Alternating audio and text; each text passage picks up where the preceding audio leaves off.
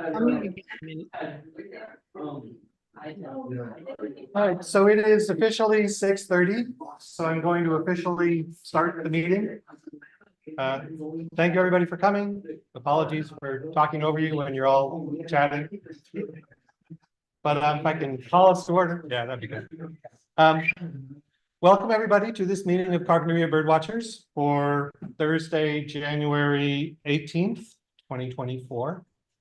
I think I've stopped writing 2023 on my eBird checklists and things. Stop making that mistake. So this meeting is going to be a recap of the Carpinteria Christmas Bird Count that took place last December, December 16th, I think. And we had a recap that night, but this is sort of me being selfish. I can never really properly enjoy the recap on the night of the Christmas count because I'm just so frazzled after birding all day. So this is a chance to kind of look back on the count and share with each other. I'm hoping to get input from people who participated in the count that day and just kind of hear some of the highlights of what you had happen that day.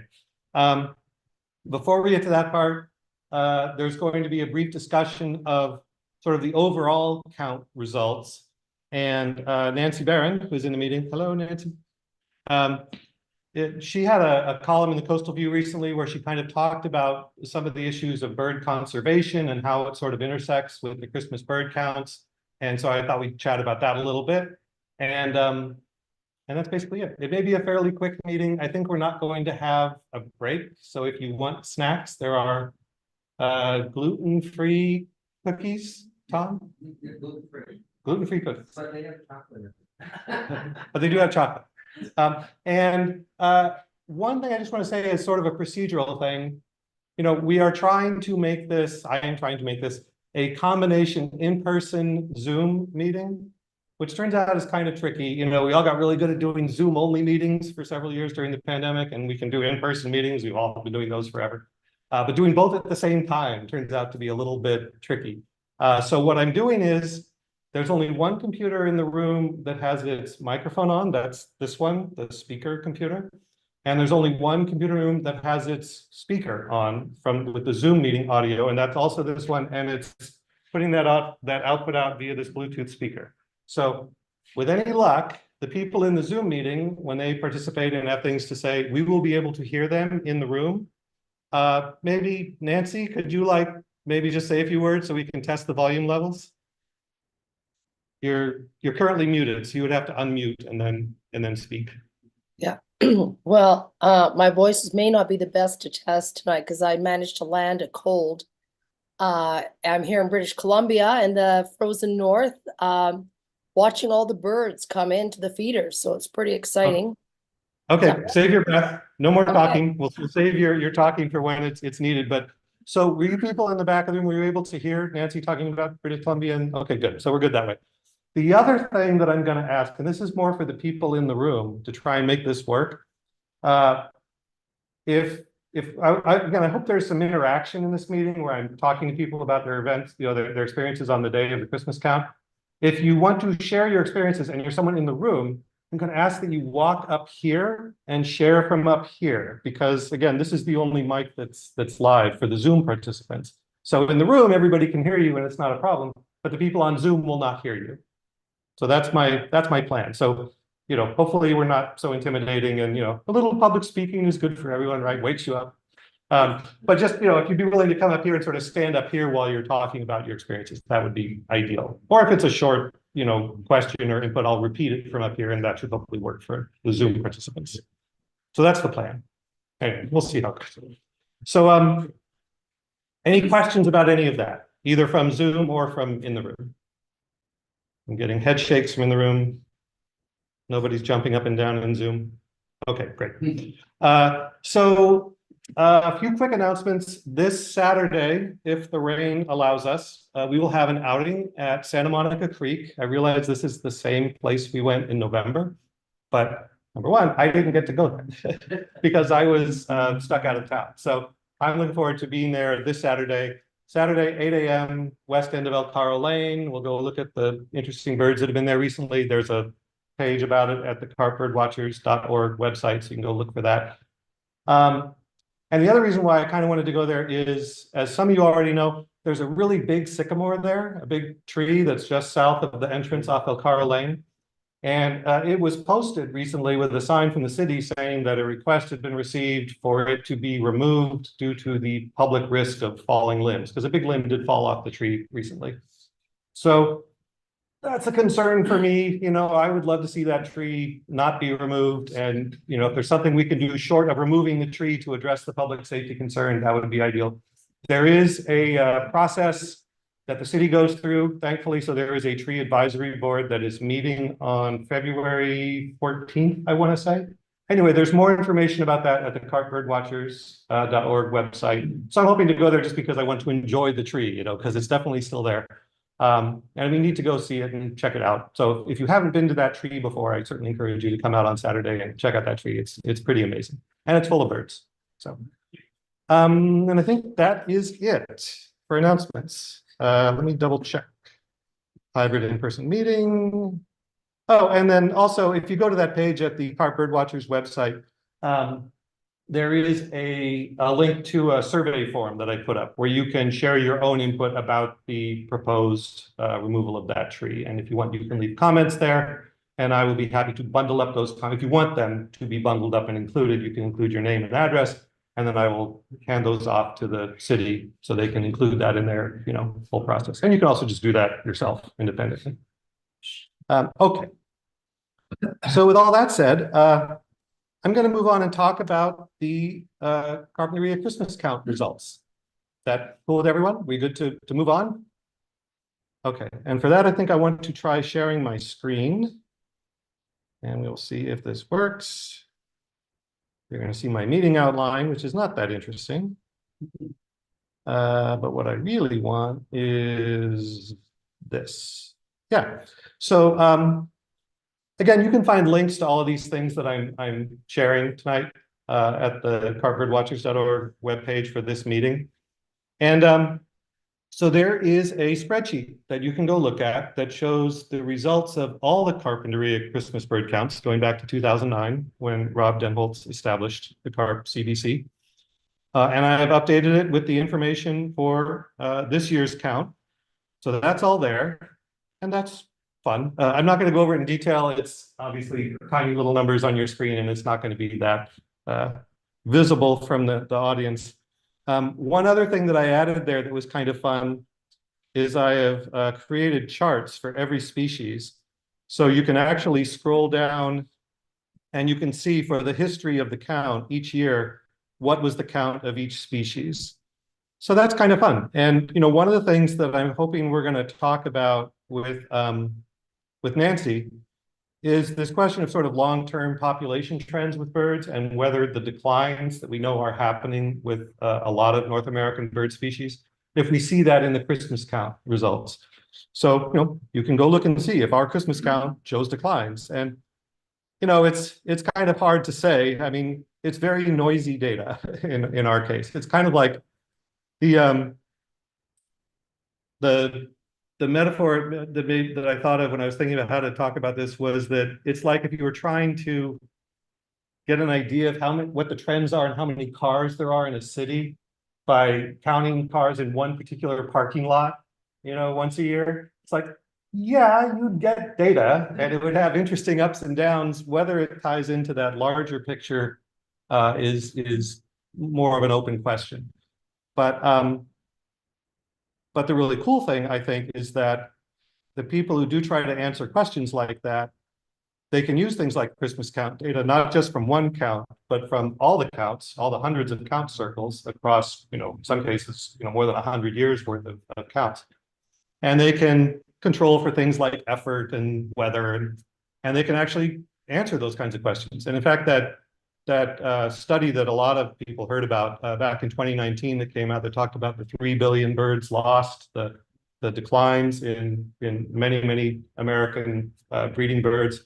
One of the things it used was Christmas count data. So when we're out there counting birds for the Christmas count, it's not just, you know, fun. I mean, it is fun, but it's also useful information for conservation. And in particular, those numbers of species from year to year is very useful information where, I mean, the number of individual birds within each species, the things that are shown in this graph, like, I mean, because we're human and we like playing games, if there's a score that you can keep, you know, it makes it very exciting. So the really exciting thing for me about this year's Christmas count in Carpinteria was that we got 168 species, which is 7 more than we've ever had in the past. So that's fun, but you know, the single birds we got of those rarities, it's kind of like, you know, there was a Maserati in the parking lot, we're all excited, but it doesn't really speak to that larger question of what's happening with the bird populations. Are they going up? Are they going down? And the numbers that people go out there and gather, like, you know, trying to estimate how many cormorants were out there in that huge flock of feeding birds we had off the beach that day. That's really useful information for those sort of larger trends. Anyway, so that's me talking a bunch. I'm going to encourage people again, you know, if you find this interesting and you're curious about the history of the count, you know, go there and check it out. Here's the chart for buffleheads. And, you know, you can see that back in the early days of the count, 2009, we had over 100 buffleheads on the count. Lately, it's been more down in the, you know, 30s to 40s. You know, I don't know if that's a decline in buffleheads. It could just be buffleheads or somewhere else, you know. They found another parking lot that was more to their life. But anyway, you can look at that data, and I thought it was fun. But I don't want to talk about it a lot in the meeting. So I'm going to go ahead and invite Nancy Barron, who is in the meeting, and again, who has written the article in the Coastal View that appeared a few weeks back, maybe several weeks back at this point. I'm not sure it was 2 or 3. Anyway, Nancy can share. Invite her to join in and kind of address some of these questions of what you wrote about in the article, Nancy, and you know what you've heard from other people as you research that article. Hey, thanks, John. Hi, everybody. I wish I was there in person, but it's nice at least to see your faces this way. Just a little bit of context. I come at this from somebody who's worked throughout my career, both as a biologist in national parks and also as someone who's worked with a lot of scientists across a lot of different disciplines and who look at, you know, kind of what do we know based on data. And what's been very interesting is that a lot of the people who really pay attention to the data are remarking on the fact that, you know, as Hugh Ransom, who's a very keen birder, put it, birds seem thin on the ground. And in particular, some of the birds that are most common, that we take for granted almost, birds like goldfinch and white-crowned sparrows. I know that in my backyard, some of the birds I look forward to coming every year just simply have failed to show. There's no Lincoln sparrows this year that I've seen. The savannas are few and far between. The Townsend's warblers. Now, you know, these are all just anecdotal observations, but a lot of anecdotal observations become data. And I think that's why doing eBird like we do for the bird count is so important. And as John said, you know, so there's a lot of noise in that data, but when you step back, there are these big patterns. And Cornell University, which is Command Central, where all the data from eBird is gathered and collected, you know, shows that 3 out of 4 birds have disappeared since the 70s.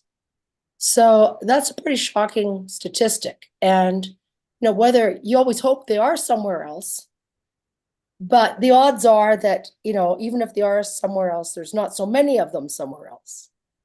So one of the things that I think is really important is not, okay, so, you know, Houston, we have a problem. What are the solutions? What are the solutions within our own grasp that we can address? And how can we, maybe not as carp birds, because as you know, I was chatting with Tom and Laurel and John, carp is not in a position yet, in any case, to, you know, take a stand on various positions, whether it's the sycamore tree or building the so-called farm preserve, which is not a farm preserve on the bluffs. these are all things that are the death by 1,000 cuts to birds that is occurring worldwide and also here in Carpinteria. So I think it's, kind of an interesting conversation for us to start to have about, well, not just kind of the bad things or the sad things, but what are the good things that we can do? And, for each of us, these may be different things that we observe or notice, or even that we're trying to do or experimenting with. So I was just very interested in throwing it open to you and asking, kind of, are any of you noticing particular things? But also, are there things that you really care about that are issues that affect birds that you would like to pursue or see pursued or get involved in pursuing? Yeah, that's a great opening and a good test of my my hybrid Zoom in-person meeting. I'll start off. Is there anybody in the Zoom meeting who has feedback in response to Nancy's question? And if so, I encourage you to just unmute and shout it out. Oh, come on, you guys. I was I'll give way you a down in crowned sparrows too this year, white crowned sparrows. There, I haven't seen very many. Usually there's 20 in any one place. And this year there's been 1 or 2 here and there. And that's Andrea talking, right? Andrea Adams Morton. Yeah. Where do you live, Yeah. Andrea? What neck of the woods? In Serena Park, over by, the polo field. Yeah. Yeah, there's lots of Yeah. good habitat there too. So, Yeah, it like you is. look at all the things that, could be the issues and. So I have Nan- noticed, I was gonna say, I have noticed a few people, and I'll get back to you in a second, Carla. I've noticed a few people mentioning in the last week or so that they feel like the white-crowned sparrows may have finally arrived, like they're seeing more of them in some places finally. And at least on our Christmas count, we didn't have a huge count of them, but we did have a, close to normal-ish count of them. So I feel like, at least in that case, they may have shown up a little bit lately, like maybe they were just delayed, or they were somewhere else and now they've moved to the coast. Which is not to undercut the larger point, which still stands. Carla, were you going to share something? I agree. I didn't see a lot early on, and now I am seeing more of them. And I just don't, they're not as vocal. I noticed that. I miss that sound from them and communicating. But I am seeing a lot of very unusual birds at my feeder that I haven't seen before. Such as? Well, at this time of year, I see a lot of pairs, a lot of and what comes up on my just reading my sound. Merlin. Pardon me? Merlin? Are you referring to Merlin playing? Yes, to Merlin. Thank you. Blanked out there. I'm getting a lot of unusual things on Merlin, and I'm thinking, what? No, this just can't be. We don't get these kind of birds here. So, that part's unusual, and I don't know how to, how is that real? What is that real? So, but it's neat. I'm seeing a lot of really, really good birds that I hadn't seen before. And like you said, the white crowns have been showing up. I give them apples. They love red, delicious apples. And they show up for those. Yeah, we have an apple tree in our backyard that, we don't get all the apples every year. And we enter this part of the year and the leaves start falling off and it's like covered in birds that are taking out the apples that are left. Well, they love them. Is there anybody else on Zoom who wanted to share something? Okay, well, if you hearing do, the feel free pointers to jump like in. apples. It's nice to hear what people are finding is working and is attracting birds. Mm-hmm. I know that actually Tom and Laurel, do you want to just say a little bit? I would love to hear from you because you've got quite the gourmet setup at your place. Yeah, and in keeping with my my goal, can I get one or the other of you to walk up and do it from up here? If it's brief, can I just repeat it? Thank you, Laurel. I was surprised at the comments over here is about good. Townsend's warblers because I don't see very many of them, but I see them about the same frequency as I've seen them in the past. Mhm. Our most popular feeder is our peanut butter feeder. We get lots and lots of warblers there. And also all our other birds go there, our spotted towhee, California towhee, white crowns. But we've also had a sharp-shinned hawk in our yard for about 2 weeks. So for probably those 2 weeks, we hardly had any birds, but now it's disappeared. So it seems like more birds are coming back. We also seem to have more white crowns now than we had. But we hardly have any house finches, which we used to have lots of house finches, and we don't have that many lesser goldfinches. Interesting. Yeah, I haven't seen many lesser goldfinches around. Yeah. Like I'll get ones and twos when I'm out birding, but not Yeah. the big groups. Yeah. And we have lots of yellow rumps, which we hadn't in the past. So it's sort of a different bunch of birds that we have in the bears, but lots and lots of warblers. I mean, it's crazy the amount of warblers that we've had. All right, thanks. Yeah, again, I want to have this be more interactive and have a room for lots of sharing, but I also want to move the meeting quickly. So is there anybody else who has something they want to share about the birds they've been seeing? Anyone in the room? Anyone on Zoom? Yeah, I guess I'll just mention then, you know, it is a factor, it's a feature of birds that I think about a lot that makes it so exciting to be a bird watcher, that they are so mobile. You know, they move around, so they have, you know, evolutionarily, they have invested so much in mobility that they take advantage of resources all over the landscape. They travel hundreds or thousands of miles, you know, to get access to seasonal resources that they need. And, you know, it can definitely mean that for a more sedentary observer, you know, they're there and then they're gone.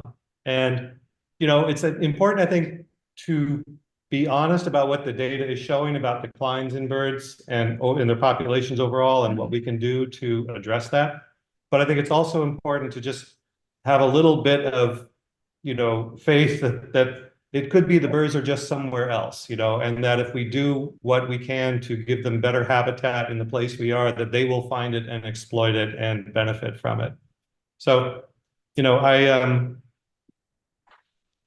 don't know. I mean, I think about it as sort of like when I think about this study that came out about the 3 billion birds that had been lost and the ongoing steep declines in a lot of species.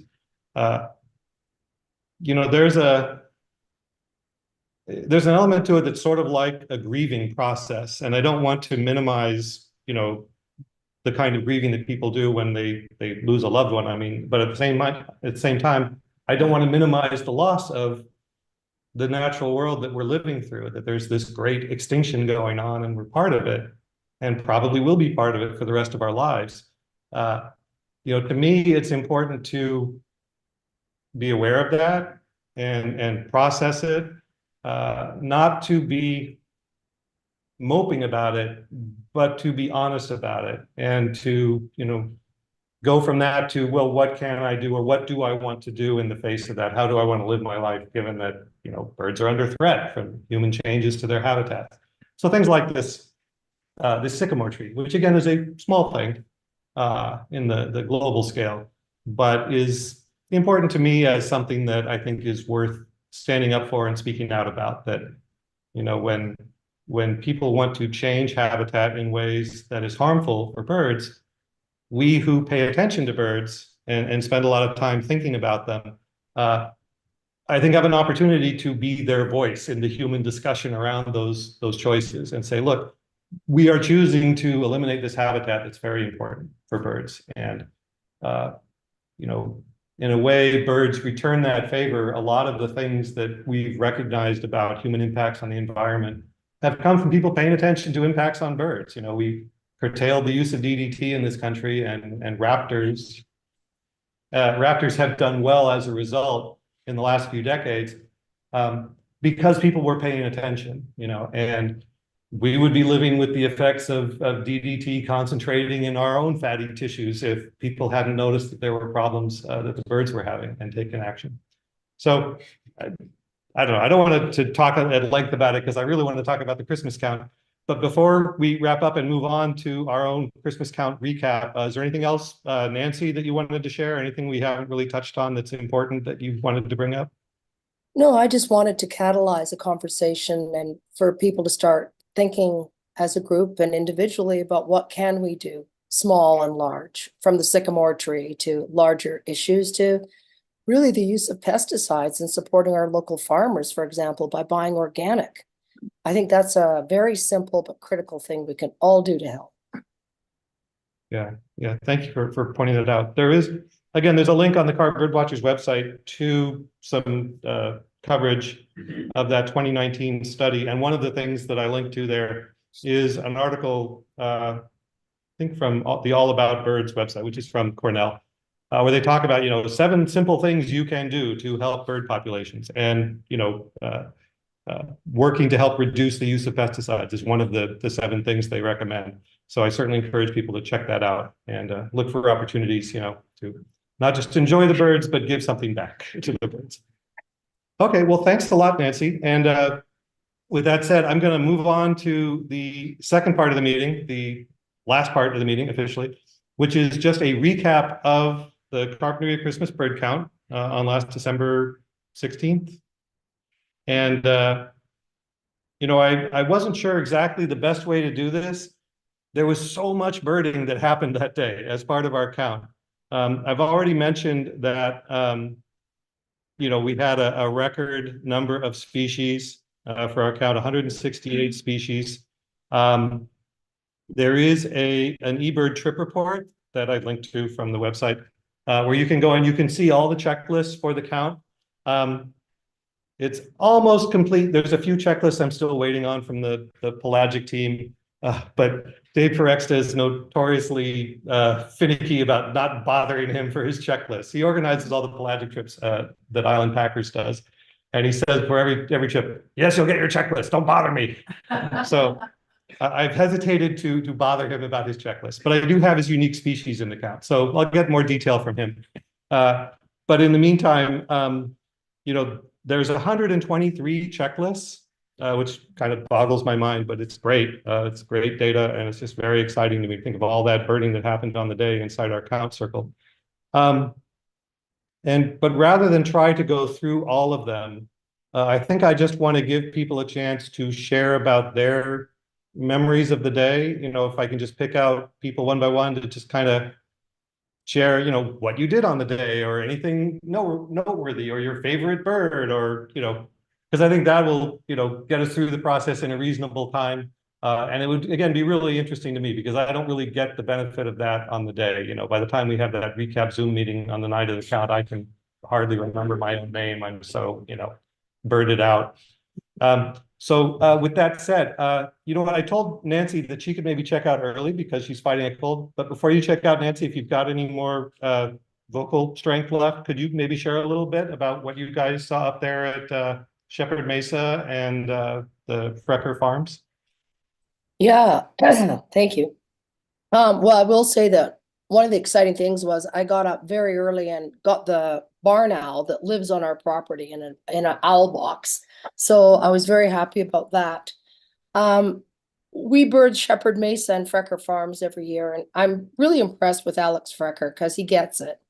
And he's very supportive of, kind of like sharing, tithing, I suppose, a little bit to birds. And I was really thrilled because we saw several more kestrels than I've ever seen before on the count. I think we saw 6 altogether. And that was pretty thrilling. And of course, they are birds that have been affected by pesticides very much. And so it's great that they're hanging out at Frecker Farms because they don't have to worry about it there. and Merlin, and then of course, Lake Jocelyn, there was a lot of good stuff over there, but I won't talk about that because somebody else also covered it. But, you know, the usual grassland things like Western meadowlarks are always there. So it's always, you know, if you do go and support Fricker Farms, I'm not, you know, paid by them to say this. You know, Alex is very amenable to you kind of like lifting your binoculars and checking out what's there. And there's often really cool stuff. Awesome. Yeah, thank you. I know that, you know, for me, watching the shared spreadsheet on the day when those first owls came in, I was very excited because, you know, those are always like hit or miss. You're going to get them or you're not going to get them. And so that was really happy that you got your barn owls there. Okay. So thanks for that. Anybody else either in the room or in the Zoom who wants to share? I'm going to pick out Jenny because I want to hear more about your experience out at Jameson Lake. So if you're willing to come on up and share about that, that would be awesome.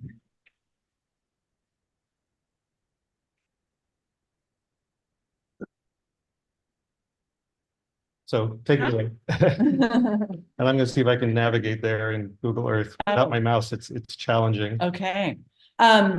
Yeah, we had a small group again this year going back to Jameson. This was my fourth, I think it was fourth trip back there for the count. So very lucky to be able to go back there. One thing we did different this time was we stayed 2 nights. And that really, I don't know why we didn't do that for the longest time. Actually, I do because we were camping the first couple of years and it was freezing cold.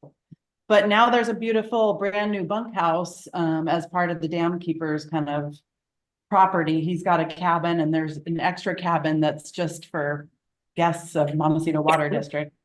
And we get invited to stay in that. Heater, it's got power usually.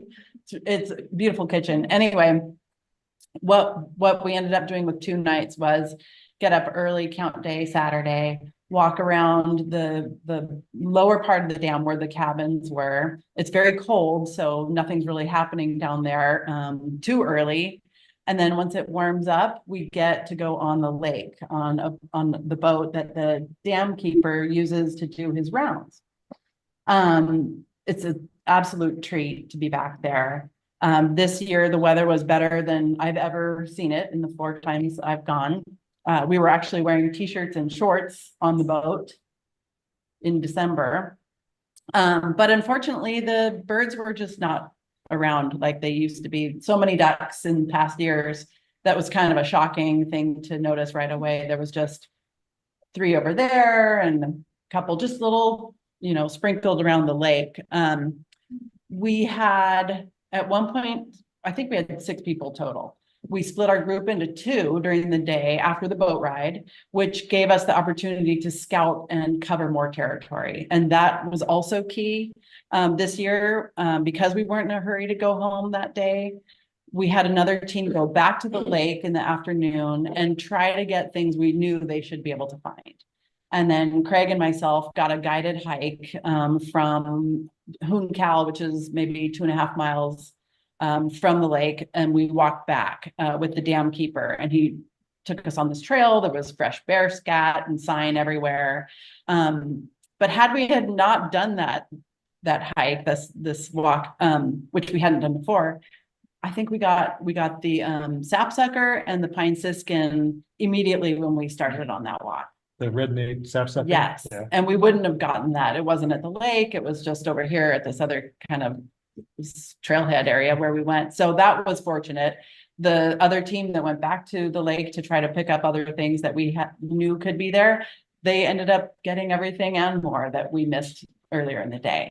And then of course we had early morning and evening to do some more owling and try for other stuff like that. So just a total treat, amazing trip. And I'll just saying this, we have connections now with the Forest Service that we're going to try to get permission to get more area, like all the way driving area to Middle Santa Ynez and Bird along the river. Yeah. You're saying for future Christmas counts or just in general? For future counts. That's awesome. Yeah. No, that's that great. means we need more help. Oh, yeah. Well, you got a whole bunkhouse, right? Yeah. Craig, do you have something? Quickly to the bald eagle. Uh-huh. The bald eagle we saw, and one notable thing was the Lawrence's goldfinch who had back in the one of the arms of the lake. That even the Santa Barbara Bird Count, I didn't think that Lawrence goldfinch was here. That was not easy to find. Yeah. And the bald eagle was a treat. That was a first for Alan, or at least for the count. That's what he said up there. So anyway. Yeah, and you had common goldeneye, which I don't think we got anywhere else. You had, I think, I'm not sure, did you guys get the varied thrushes? Oh, yeah, we did. Yeah, We so, got several, yeah, actually. so I mean, if there was a most valuable player award for getting us to 168 species, you guys would totally get it. You had more unique species than anyone. It was fun. It was Yeah. really fun. Yeah. And Jim, you had a question? Actually, your comment about being able to possibly get access to the internet with your account, maybe think about how much is back there. There's a lot. Can't be access to normal. It sounds like that's. So much. That there could be an account if you had everybody in every pattern and everything. Yeah, there is fully a third of our count circle that we've never even begun to cover. And probably more, really. It's, you know, if you look, I'm not going to try and zoom out because again, I'm challenged without a mouse here, but if you look at our count circle on the map, you know, all the dots from our trip report cluster in that little strip along the coast. It's like, you know, 4 or 5 miles wide. And then there's a few dots up there in the inland parts, like you guys at Jameson Lake. But other than that, it's very hard to get in there. You know, we did go in last year via Matilaha Canyon from the Ojai side and covered some of, what is the name of that canyon there? Murrieta, maybe? Murrieta Canyon. We couldn't get in there this year because the road was closed. So, you know, hopefully next year there'll be more access there. But those of you who are, you know, gung-ho and into the wilderness experience, the backcountry experience, definitely, you know, look me up when we're organizing for the Christmas count because there's lots of area to cover back there. Just lastly, so downstream from Jameson, from Gulfport, at some point, that's Santa Barbara's bird count down there somewhere. Yeah. Yeah, Gibraltar Reservoir is in the Santa Barbara CBC circle. Our border, I mean, the western edge of our circle is right around Pendola Station. Yeah, there's like the P-Bar Ranch. P-Bar campground. So yeah, there's. Yeah. Yeah. And you used to be able to drive back there, not to the lake, probably close to the lake, but get back to a lot of these adjacent areas. But the Forest Service has closed this road for 7 or 8 years now. So without Alan Pritchard and the Montecito Water District allowing us access to get to Jameson, it would be, we wouldn't be there at all. Yeah, he's been a huge help for the count. But beyond, so when we get access through Montecito Water, we're only technically allowed to go to their property. So what we're trying to do now with the Forest Service is coordinate with them to allow us to drive. I mean, we don't need to drive. It's just that we're already back there with our cars. We could easily walk, that's no problem, ride a bike, but we could really get a lot more done if we spread out. So we're gonna try. Good luck. I'm pulling for you. Okay, who else would like to share about your experiences on the day? I mean, I know there's other people here who are out there birding. I'm happy to hear from you. I guess I will share one small thing. So I was excited because, so I don't think Libby Patton is in the Zoom meeting. She's not here in the room, right? Have you seen her, Tom? Okay, so I'm gonna poach on Libby's turn. So in her scouting up near the Ennisbrook Nature Trail, sort of on the western edge of our circle, over by Oprah's estate in Montecito, there is she saw a summer tanager in the scouting. So I thought, oh, I'll go in there and I have the luxury. I can just go wherever I want. I can like bounce around and try and find these individual birds. So I went up there and I walked into that area and, I think I can find it this way, the easiest. And I was, I went to the right spot and I'm standing around. And, when you're birding on the Christmas count, especially if you're trying to cover a lot of areas, there's so much time pressure that, you can't I like to bird slowly, I like to spend an hour and a half somewhere because, after an hour is when I tend to see the better birds after I sort of relax and they've gotten used to me. And you don't really have that luxury on the Christmas count necessarily. So I went in there and I knew I was only going to be there for a little bit, and heard it start vocalizing, and it's got a very distinctive call. So I was really stoked to hear it, and I tried to get a look at it, and it popped into view for like 5 seconds and then disappeared. And I was just so happy that I was able to get that photo and see it like that. It wanted to get a look at me, so it popped out where it could see me, and then it was gone. So that was really neat. And then since Libby is not here, I'll share the other really great contribution that Libby had to the count, which was very late in the day. I heard about this. So she was birding there in the area of the northern part of the Ennisbrook Nature Trail, and heard this weird vocalization and didn't know what it was, and saw this kind of, mid-sized songbird. It was silhouetted, it was up in the trees, sort of looked like a flycatcher of some kind. And was doing her best to see what it was. Didn't get great photos, but had a few photos and had a recording, which turns out to be very helpful. And so at the end of the day, as we're getting ready to do our recap Zoom meeting, she called me, and my available bandwidth for phone calls is so limited towards the end of accounting. I'm just like, oh, who is this? What do you want? But she was going through this explanation, and she was kind of like doing a me, I think. My wife tells me I do this as well, where it took her a long time to get to the explanation. She's giving me all the backstory. And then I heard this, and I gave it this recording to so-and-so, and so-and-so said it sounded like a greater peewee. And I'm like, oh, okay. This is much more interesting than I realized. So in fact, she had a greater peewee. She wasn't able, which is like the first one that's been in our county for many, many years, and just showed up, on our count day. She didn't get, great looks at it, but she did have the recording. And with flycatchers as a group, their vocalizations tend to be pretty distinctive. And so the next morning, a whole bunch of people went out there to look for it, and did in fact see it, and verified that that's what it was. It was a greater peewee. So we got to count it as part of our count. And I have a photo of it here. So you can kind of, not sure how well you can see it there, but this is the greater peewee. That's the photo I took of it when I was with the group that found it the next morning. So that was very fun. Okay, so that's me talking a lot. Who else wants to share about their experiences on the day? Anyone in the Zoom meeting? Anyone in the room? Yeah, Tom. Are you willing to come up here and talk from up here? I mean, I'll kind of keep an eye on the meeting. And Laurel. When Paul Sell and I were meeting, Laurel and the team at the Steel Sanctuary. And Paul and I were standing at this path looking at, like, it was hundreds and hundreds and hundreds of cormorants and penguins. And then when we finally get there, pelicans, penguins. Whoa, 169. It was so funny though. We were like, oh my God, what is going on?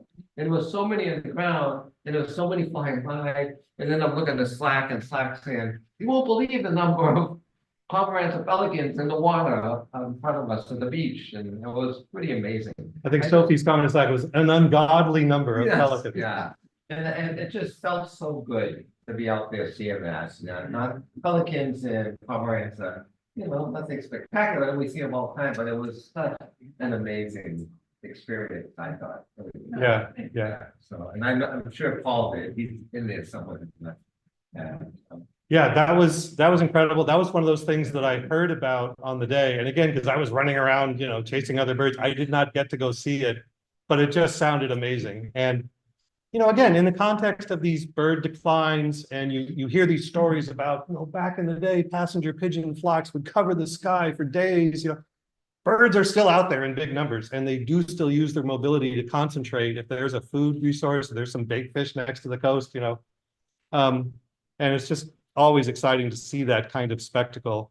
I will, I'm going to look for this is kind of a fun factoid. Okay, we have to search for Brandt's. Yeah, so here is the species, the individual count for each of the last, dozen or 13 Carpinteria Christmas bird counts. And this is this year's count or last year's count. So over 2,000 Brandt's cormorants were recorded in the count, which is, more than twice as many as the best previous year. So that was very exciting. Good crop of pelagic cormorants, double-crested cormorant, same thing. Those flocks were just enormous. And brown pelicans, again, a record number of brown pelicans. So, more than 3,000 brown pelicans reported on the count. So that's very exciting to me. Okay, anyone else? I mean, I'm gonna close things up if we don't have any more sharing that people want to do, either in the room or you folks in Zoom. Going once. Going twice. Kim, I see you're in there. No, you don't want to share? Oh, man.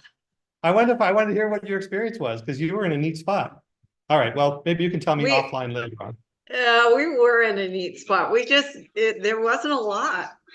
And then I couldn't get my information to you because I had no service. So it was a tough one because there was just. Remind me, you were like Romero Saddle and below there? Yeah, we went from Romero down to the creek. I forget what that creek's called, where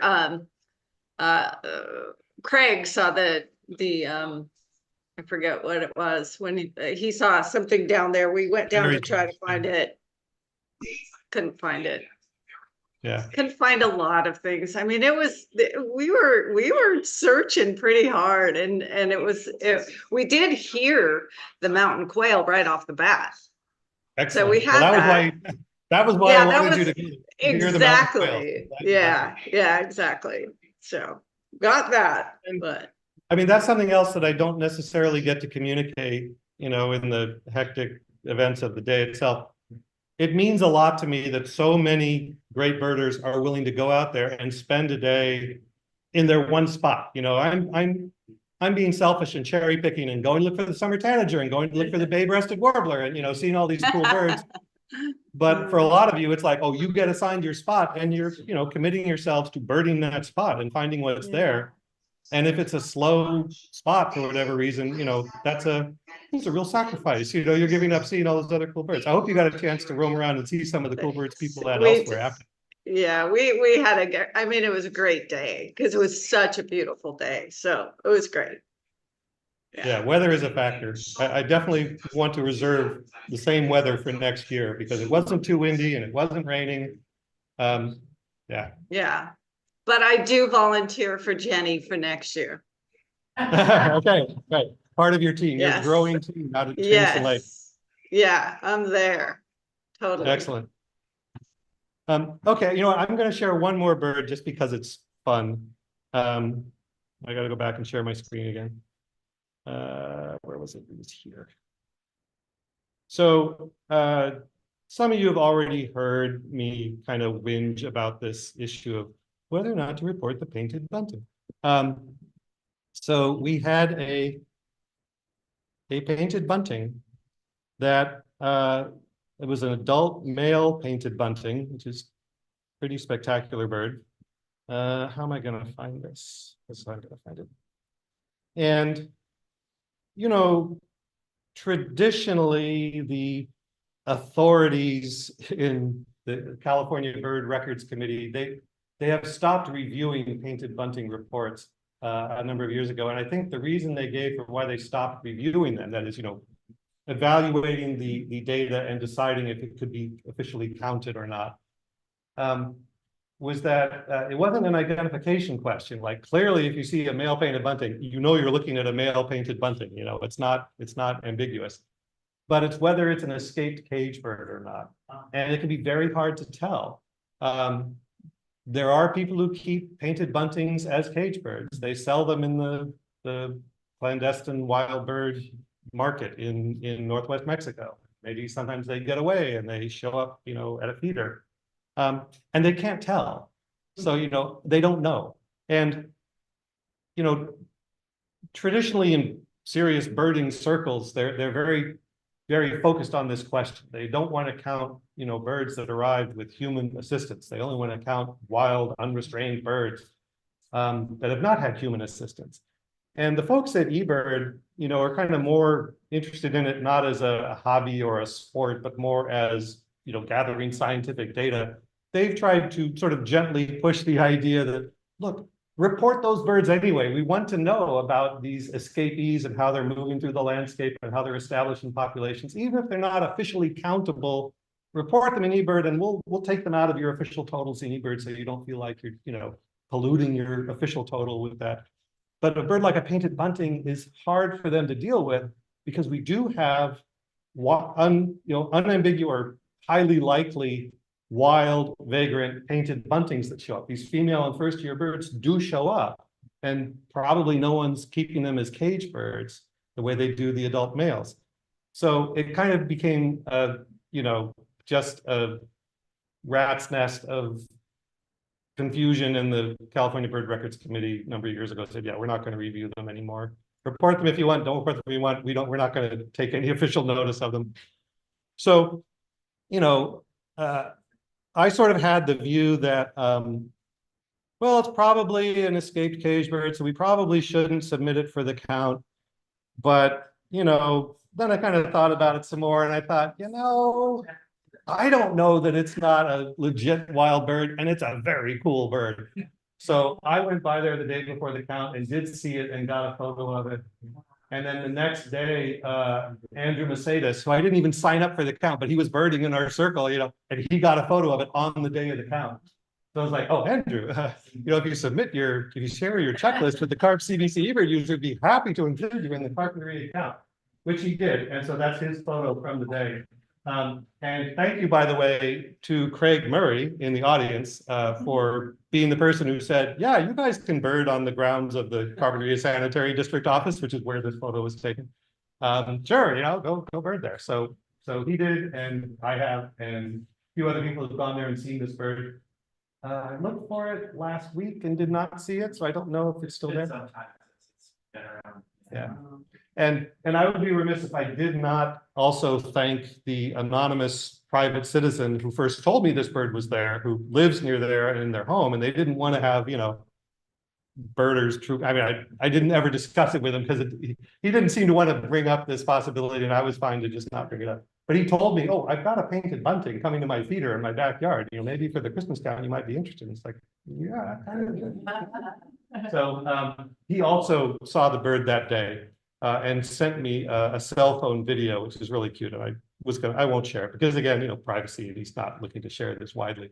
But it was cute to hear he and I assume his wife or significant other were sitting there in the living room watching the bird come to the feeder and talking about it. She's like, ooh, you're going to tell the bird watchers? You're going to tell the bird watchers? So they did. That's very cool. And, to me, that kind of sums up the, just the fun and unpredictable nature of birding and Christmas count birding in particular. I never expected we'd have a bird like that on our count. And so it was exciting that we did. And I think I will go ahead and submit it with a wordy explanation to the regional, CBC reviewer and say, well, we're including this bird. If you want to, ding us for that or tell, CBC National that you don't support including it in the count, that's fine. That's fine. But we saw the bird. Here it is. Okay, so anything else before we wrap up? Okay, don't forget, there are cookies over there, mini cookies to be eaten. Thank you all for coming out. Thank you again, everybody in the Zoom meeting, everybody in the room, everybody who did the count and is not in the room. Thank you so much for participating in the count last year. It was really exciting, and I'm really looking forward to next year. Yeah. Thank Oh, yeah, you, John and Linda and everyone else. All right, well, thank you, everybody. The meeting is officially over. See, I get to the point where I don't make sense anymore, so it's just as well that we end the meeting. So bye, everybody. Bye.